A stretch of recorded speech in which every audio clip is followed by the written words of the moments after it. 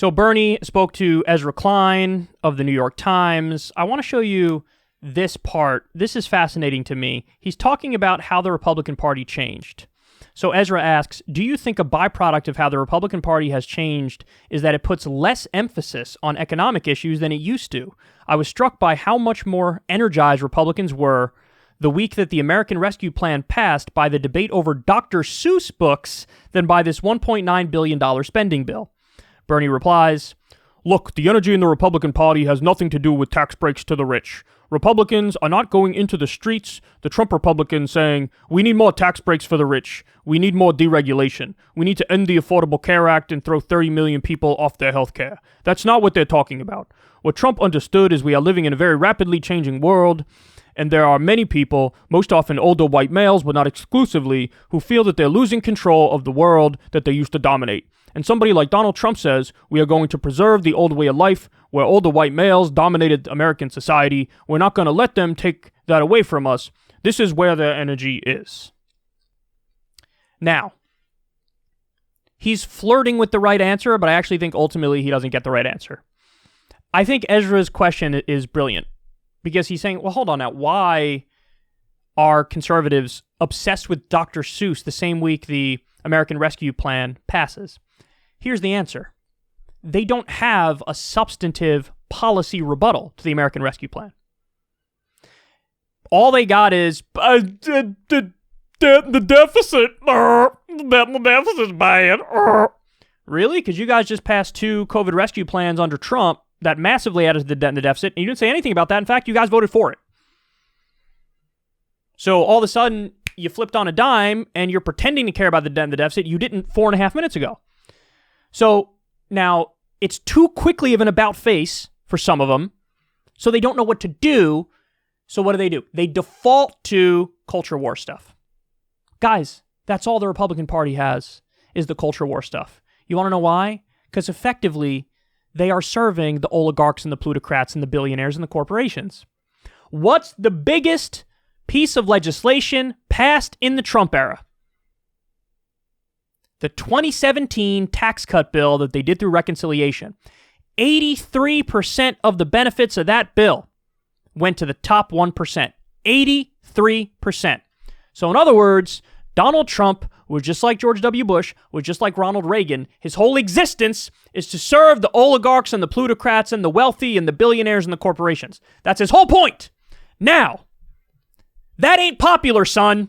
That's not even close to popular. In fact, that's despised. Raising taxes on the rich is overwhelmingly popular.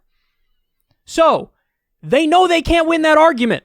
So what do? Totally sidestep it and don't have the argument.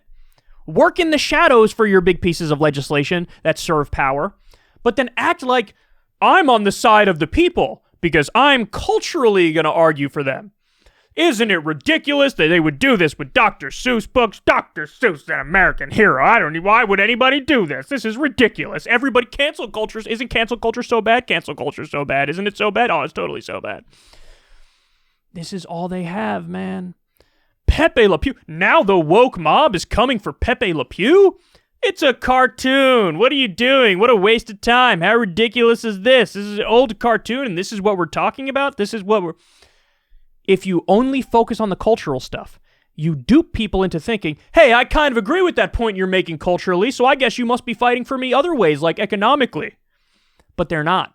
They're not fighting for you economically, not even a little bit. In fact, they're repeatedly fucking you economically. Now, let's not say the Democrats are good, because they're not.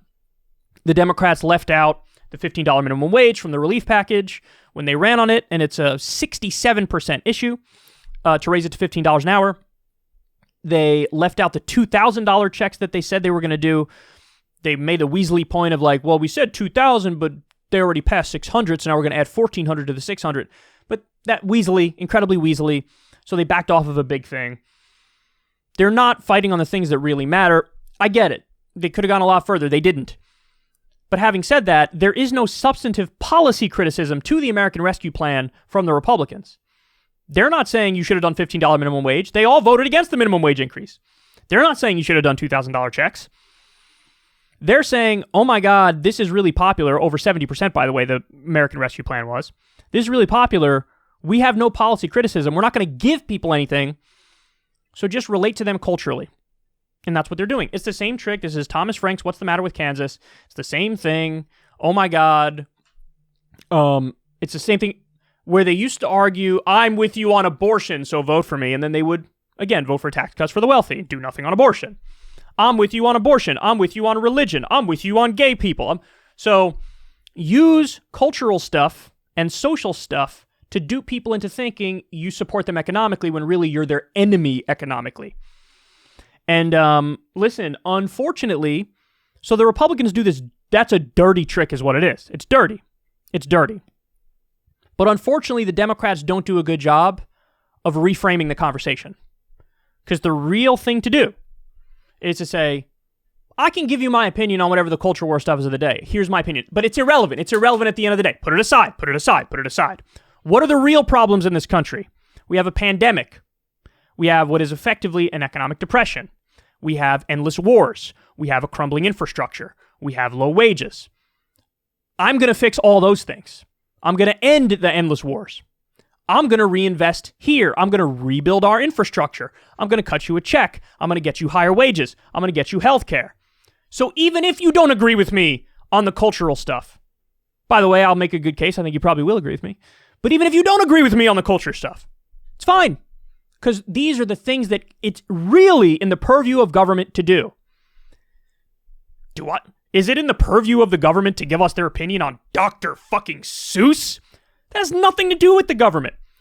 Who cares about what some random schmuck senator or congressperson says about Dr. Seuss or Pepe Le Pew or Mr. Potato Head or whatever the fuck? Who cares? I don't care about your opinion on that. That's not in the purview of the government to legislate on that stuff. By the way, we have free speech. We have the First Amendment. The government already has the correct position on that stuff. You can't get locked up for espousing the wrong opinion on some cultural shit. So put that all aside. Here are the real issues, and I'm on your side on these issues. And Democrats don't do that. Instead, oftentimes what they do is follow the Republicans down the path of endless culture war debates. And when you're having the fight on their grounds, they're much more likely to win. Instead, you should just expose how colossally fraudulent they are in the realms that really matter. But of course, the Democrats don't do that, partly because they're stupid strategically, but also partly because they're corrupt themselves in a slightly different way and maybe a slightly lesser way. But anyway, he's close, but I think Bernie feeds too much into that traditional mainstream narrative of like white male bad, white male this, white male that. They just want to hold on to power. That's a little too simplistic, a little too woke of an explanation, to be honest, a little too standard Democratic. And usually Bernie's good on this stuff, so I just wanted to correct the record.